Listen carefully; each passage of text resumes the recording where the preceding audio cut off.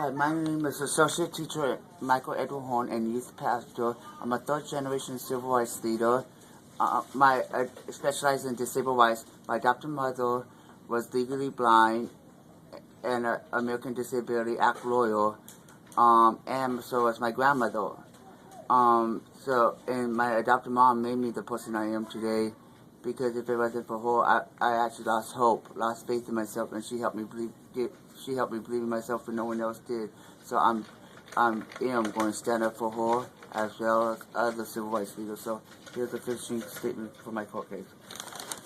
People who are supposed to protect us from crime are actually violating by harassing disabled and other people, by taking our rights away when they know that USA is based on freedom, and do not do anything after this fact.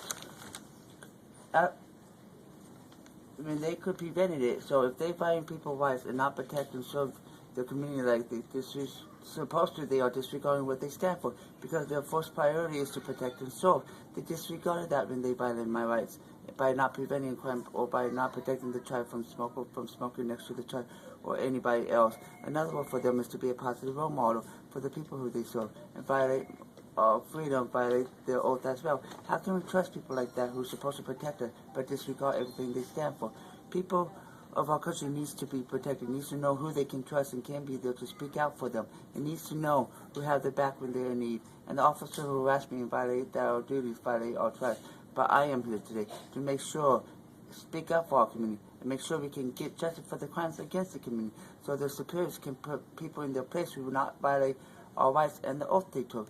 Also, government agents need to know discrimination like private industry and Department of Rehabilitation will not be called for. And by violating and set my case illegally, when I have all the education that needed to teach them with the certificate to back me up, and resume to prove it, and learn from a kind-hearted person like me who want to be here for the children, so they can learn responsibility and compassion and get the education they need. So by studying my case, when I just do not have the background for it, I know how they feel and been through what they've been through. Also, people with ADHD are creative genius, and children are naturally creative. We are also hyper, and children are naturally hyper, and people like me could keep up with them. So this is the right field to study for me, and because of my gifts to disability, by studying my case, we are taking away the best chance for the children to succeed in school, because background experience, I can charge childhood abuse brutally because I lived that at firsthand. So other teachers can learn from me, so they can inspire too. By taking away the best chance the children have for a better life, and nobody being there for the children, help them get through the bullying abuse, they drop out instead. But if I was there, I could be there for the children and help them through it, and let them know that they're not alone, and I know how they feel, and if you need to talk about it, just let me know. If I'm here to teach them, it increase graduation rates and decrease dropouts. For example, my adopted mother was legally blind and taught preschool, and I was bullied and abused as a child, and in foster care, and was eventually adopted. And my adopted mother helped me through it because she knew it was like to be different and picked on, and it helped me get through it and graduate high school. Now I'm a teacher, and I want to help other children get through it too, so they can graduate like I did.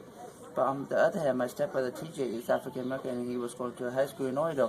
And Oregon is known to discriminate against African Americans, so he was picked on by white supremacists, and no one was there to help him through it, and he dropped out of school. And I want to make sure that doesn't happen to anybody else. Since Regional Transit Security Guards of Regional Transit, Placer County Transit, bus drivers and employee, Sacramento Police Department, Sacramento Regional Transit Police Employee, Department of Rehabilitation Employee, Private Industry Job Visa, FBI, Social Security Office Security Guard, Placer County Sheriff, Walking Police Department, Shelter Hotel, Sac Anime, Sac Convention Center, and Elk Grove Police Department, supposed to protect us from crime, but they are committing crimes themselves when they harass me or take my right to vote, and broke the oath to protect and serve the people of the community. They're supposed to lead by example and be as a role model for the community. They're supposed to be loyal to the people who they swore to protect. By harassing us, taking our rights away, they are breaking the law. And how can we force someone who breaks their own laws and break that law? How can we trust them to be there when we need them, when they break their own laws and break that law? How can we count on them to be there for us?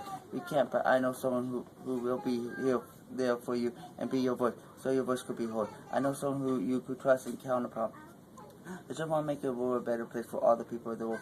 If our own police officers violate the oath and try to put me in jail, and I'm trying to make a difference in the world, which side are you going to take? Someone who's trying to make a difference and standing up for people's rights and trying to keep the memories of fallen heroes and civil rights leaders alive as